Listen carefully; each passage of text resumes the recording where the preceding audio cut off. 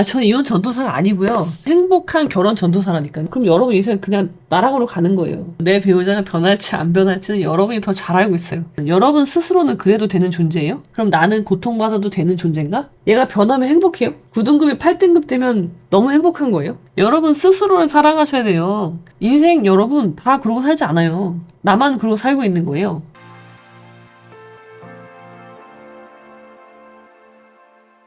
이혼이 누가 봐도 맞는 잘못된 배우자를 만나 고통받지만 신앙적인 이유로 이혼을 안 하고 참고 사는 사람은 어떻게 생각하시나요? 저는 어떻게 생각할까요?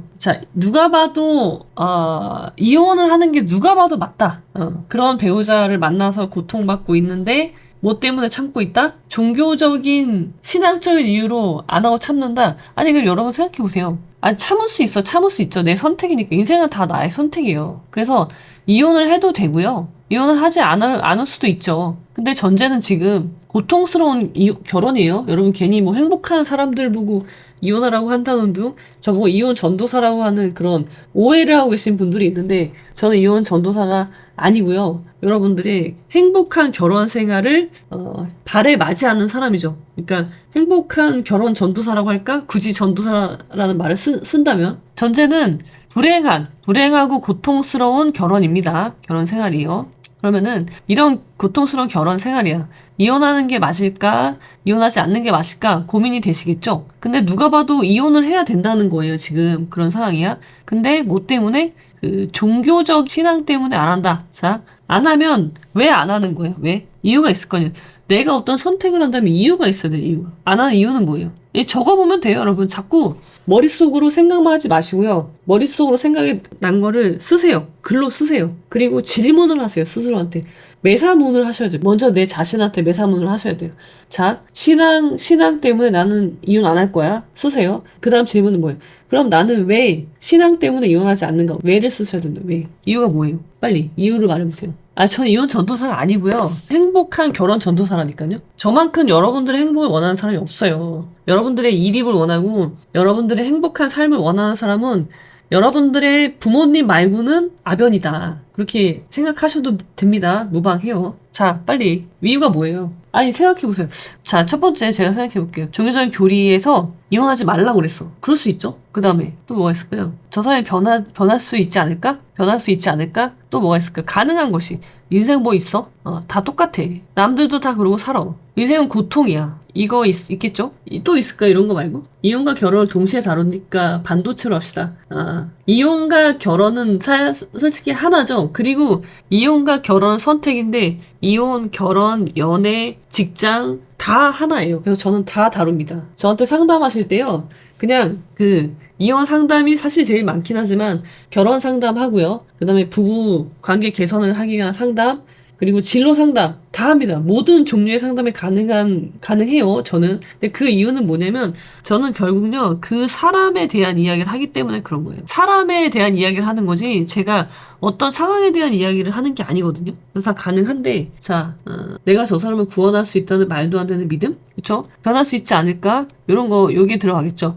먼저 교리 볼까요? 교리? 그러니까는 여러분들이 내가 하는 선택이 맞나 틀리나 확인을 하려면 이렇게 쓰고요. 쓰고 나서 그것을 생각해서 답을 써보시면 돼요. 교리 때문이야? 어디에 그런 교리가 나오는데? 어디에 나와요? 뭐 성경에 나온다고 하는 분들이 있던데 나와요? 하나님이 직접 이혼하지 말라고 했어요? 어디 그런 게 나오지? 성경이라는 거 자체도요. 뭔가요? 결국은 해석이에요, 여러분. 해석. 물론 이제 이 해석은요 누구나 할 수 있는 거죠. 그렇죠. 기독교는 안 돼요? 기독교는 왜 안 돼요? 어디 하나님이 그렇게 얘기하셨어요? 이혼하면 안 된다고? 이게요 성경은요 여러분 해석이에요. 해석. 그러면 이 해석을 어떻게 하느냐에 따라서 교리가 나의 삶을 규율한다면요 여러분, 교리가 나의 삶을 규율하는 권한을 여러분이 교리에 준다면 그것도 부여한 건 여러분 스스로예요. 근데 그 교리에 대한 해석을 누가 해? 목사님이 해요? 아니면 뭐 신부님이 하나요? 어떤 종교 지도자가 해? 스님일 수도 있죠. 종교 다양하니까. 그러면 이 사람들에게 나의 삶을 맡긴 거예요, 여러분은. 그렇잖아요. 그죠? 나는 교리대로, 교리에 따른 삶을 살기로 결정했어요. 근데 그 교리는 누가 해석해요? 성경은 결국 해석이잖아요, 해석. 이 해석을 제3자가 하는 거죠? 그럼 나는 이 제3자에게 내 삶을 맡기는 거예요. 근데 이게 이 제3자에게 내 삶을 맡기는 게 내가 신에게 맡기는 것과 동일할까? 그 고민을, 그런 질문을 해보셔야 돼요, 여러분 스스로한테. 그리고 하느님, 저는 천주교 신자니까 하느님의 존재가 있고 예수님이 있는데, 이 관계 설정 여러분 스스로 하셔야 돼요. 이 관계 설정조차 여기에 다른 종교 지도자 개입이 되면 여러분들이 만난 그 종교 지도자가 정말 괜찮고 훌륭하신 분이면 괜찮겠지만, 그렇지 않고 만약에 사입이야, 그럼 여러분 인생 그냥 나락으로 가는 거예요. 그러니까 최소한 그거는 판단할 줄 아는 이 머리가 있으셔야 돼요. 그러니까 공부 머리가 아니라 그냥 생각하는 힘이 있으셔야 된단 말이에요. 아니, 같은 종교도 해석에 따라서 지금 치고받고 중매 만회하고 싸우는 판에 이 해석을 누구한테 맡길 거냐고요. 그런 문제가 있고요. 변할 수 있지 않을까? 자, 이거요. 제가 이혼 상담할 때요, 제가 여쭤봐요. 지금 뭐 1, 2년 결혼 생활 해봐도 알아요, 얘가 변할지 안 변할지. 사실은 여러분이 더 잘 알고 있죠. 내 배우자가 변할지 안 변할지는 여러분이 더 잘 알고 있어요. 근데 혹시 변할 수 있지 않을까? 내가 기도하면 변할 수 있지 않을까? 그건 뭐예요? 그냥 이거는 그냥 안 됐지만 근거가 없어요. 근거가 없는 희망이라고, 희망. 그 다음에 더 나쁘게 말해볼까요? 망상. 자, 변할 수 있지 않을까? 오케이, 변할 수 있겠죠. 변할 수 있겠지. 가능성이 0은 아니니까 변할 수 있어. 근데 얘가 변하게 하기 위해서는 내가 얘 옆에 붙어서 수발을 들어줘야 돼. 그럼 나는 그래도 괜찮아요? 나는 그래도 되는, 나는. 여러분 스스로는 그래도 되는 존재예요? 자, 제가 항상 말씀드리는 게, 이렇게 인간의 등급이 있는데 1에서 9등급이야.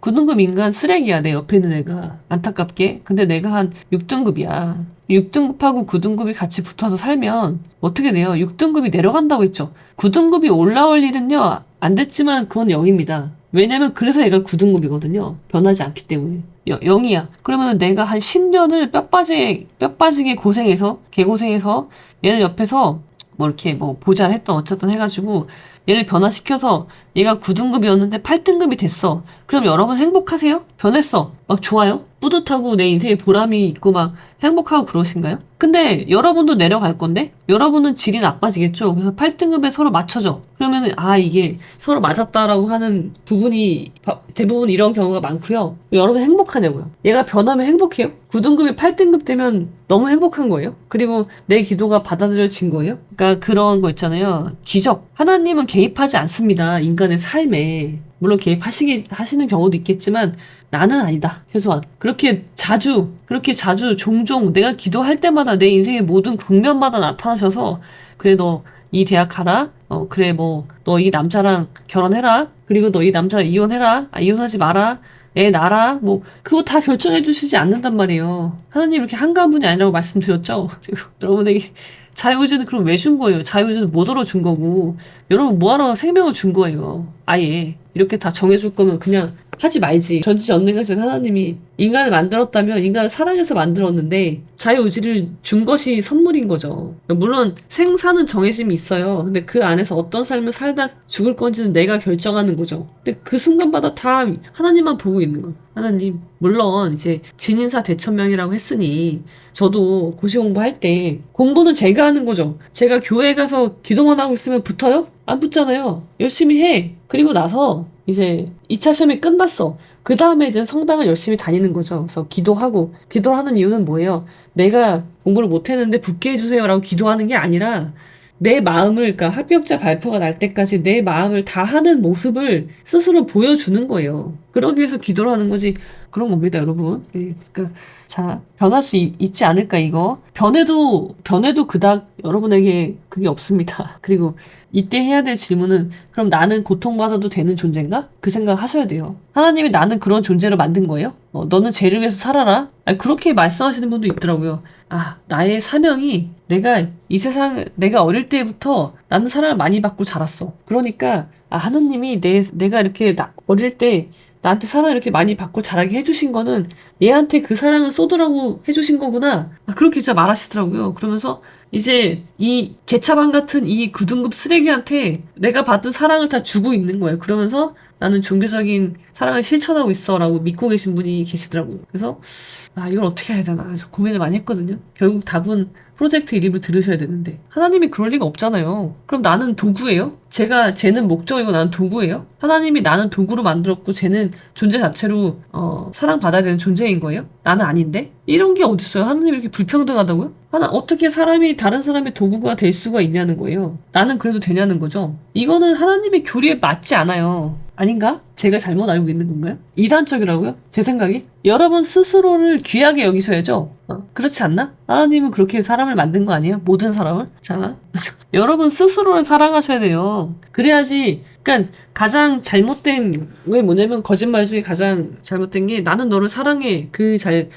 너의 이웃을 사랑해라. 근데 뭐예요? 내 몸같이 사랑해라잖아요. 내 몸같이. 그러면은 내 몸은 사랑해야 될 거 아니에요. 내 몸을 사랑하지도 않으면서 나는 괜찮아. 그러면서 비련의 여자 주인공이 되는 분들 많죠. 그렇지 않다니까요. 네. 그러시면 안 됩니다. 그리고 인생 뭐 있어. 다 그러고 이거라면요. 인생 여러분 다 그러고 살지 않아요. 그리고 남자 다 똑같고 여자 다 똑같지 않습니다. 이것도 역시 정신 승리죠. 나만 그러고 살고 있는 거예요. 맞습니다. 예. 그리고 그렇게 말씀을 드려보고요.